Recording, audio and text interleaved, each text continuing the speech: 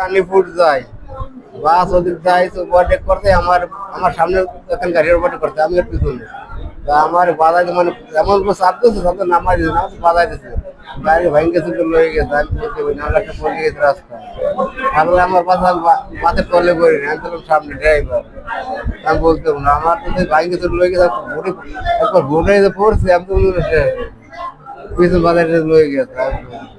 আমরা ইজি বাইকে কজন ছিল? আমি ড্রাইভার আর দুই যাত্রী ছিল। আপনার নাম? আমার নাম রাসেল। রাসেল। আপনি কি ইজি বাইক ড্রাইভার? জি। কি নাম আপনার? আলাদা। আর আপনার মেয়ের নাম কি? আমার নাম মোহাম্মদ মনির হোসেন। মারিয়া আক্তার, বয়স কত?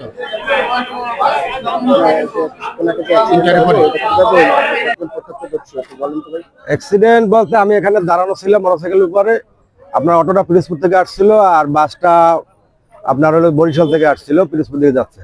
সামনে বাসের সামনে একটা অটো ছিল, অটো ওভারটেক করতে যাই ওই পিরোজপুর থেকে যে অটোটা আসতেছিল ওইটারে আর কি মেরে দিছে। সেখানে অটোতে যাত্রী ছিল কয়জন?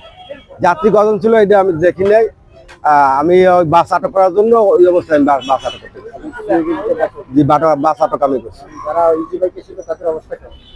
অবস্থা আমি পরে এসে শুনছি যে খুব আশঙ্কাজনক, তিনজনই আশঙ্কাজনক। এখন কোথায়? এখন পিরোজপুর সদর হাসপাতালে নিয়ে আপাতত নিয়ে যাওয়া হয়েছে।